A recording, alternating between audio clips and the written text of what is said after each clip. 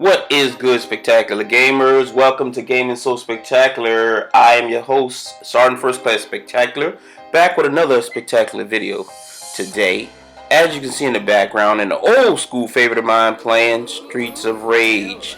I got a 1, 2, and 3 footage here. I wish they would have made some more sequels, but alas, Sega went under, and maybe they aren't even considering that. Who knows, maybe they will one day, and maybe I'll check it out. But that's only half the reason why this video is spectacular as usual.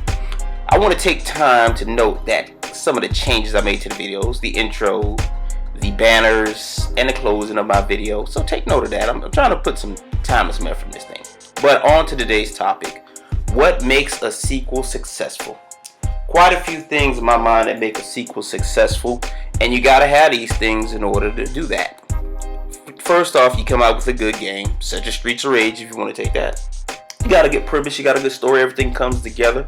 Now you've got the daunting task as to bringing it back, because we all know these days some games are just inevitably will have a sequel. So you got the daunting task of how to make it better. So you've got to keep your core right. That's the first thing you want to do, in my opinion, to have a successful game. You got to keep what made the first game so awesome to people, so great that they couldn't put it down. And you got to bring the essence of whatever that was back. Your next step is to add a little bit more on the top of that. Put some vehicles in if you didn't have it the last time.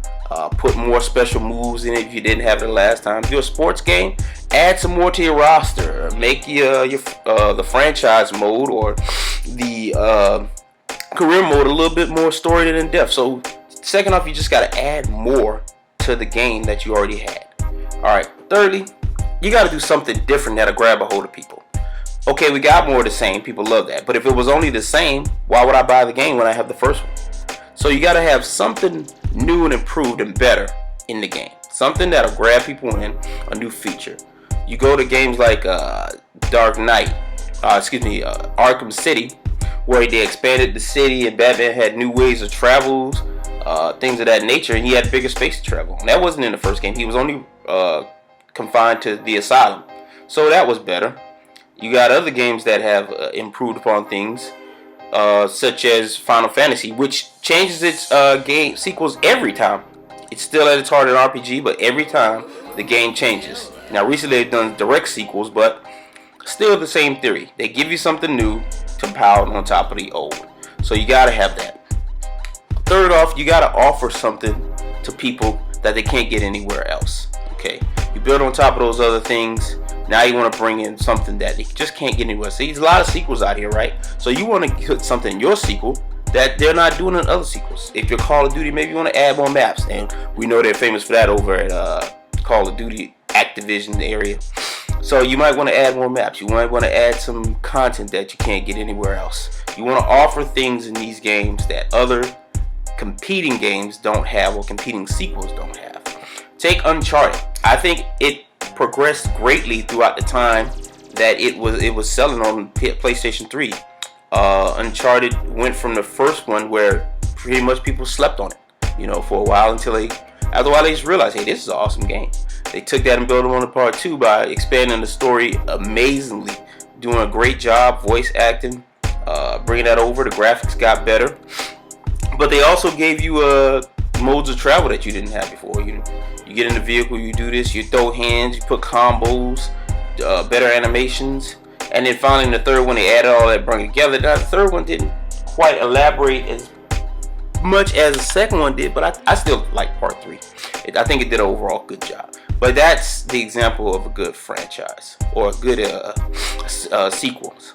Other examples, you got the Batman series with the Arkham Asylum, Arkham City. Didn't care too much for Arkham Origins, but hey, hopefully Arkham Knight will come out, I think it's called, and do a way better job than the last one did. You got Mario series, which now is just a given that most people are going to get his games, because Super Mario has done nothing but improve. I don't think he's had a bad sequel to the direct series of the Super Mario Brothers. That's pretty much just a given. You got games that have failed, like I'm not even going to say that, but take Devil May Cry. First one was awesome, blew people away. Then you had the second one, which blew people, just blew nuts. That pretty much sucked. on top of suck. Then they brought back Part 3, which is a prequel type deal, but still a sequel, and that redeemed it. Then you had Part 4 on the Xbox and the PlayStation 3, which is still a great game. I like how they did that, split the characters, a la MGS3.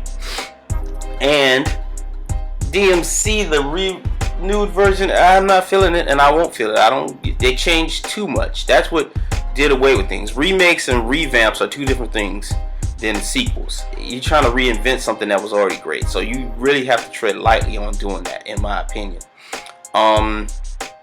Speaking of Metal Gear Solid from the previous statement, that is awesome. Every direct sequel to Metal Gear Solid has not failed. It's always been bigger, always been better, always offered more in the way of everything it did. So I think that's just a perfect example of how to do sequels right. Sports games, I don't know if people consider sequels like Madden year after year. Those are more of cookie cutter things that people just assume are going to come out. But when you do as bad as NBA Live did, and NBA 2K just takes over, then you got a problem. And it's like you don't even care anymore. So I guess you just go under, because nobody's supporting that trash. If NBA Live did come back, I'd look into it getting it. I mean, it did come back, so to speak, but it's still weak. So if it comes back better, I will look into it. But other than that, I'm not wasting my hard-earned money, and neither should you on any sequel that isn't tantamount to being better and bigger and better. That's pretty much it for me today, guys. I think you get the gist of this thing. You've got to take sequels, in my opinion, with a grain of salt. You got to look at things carefully, gauge them. Don't assume. There's very few franchises out here that you can assume anymore. This game is just going to be awesome off the bat. You got the Skyrims, your Elder Scrolls. You've got your Batman's Arkham series. You got your Metal Gear Solid, but those are so few and far between these days that, man, I feel let down as a gamer. Whereas back in the day, they put heart and soul in all these games. Well, like I said before, that's it for me, guys. I'm out of here. If you got any opinions on sequels or anything, leave them in the comments below. And the best thing you can do is share these videos, like them, show some support, guys. And if you want me to check something out, either on Instagram or here on YouTube, hit me up in the comments section. And with that, I am out. If you can't be good at it. Peace.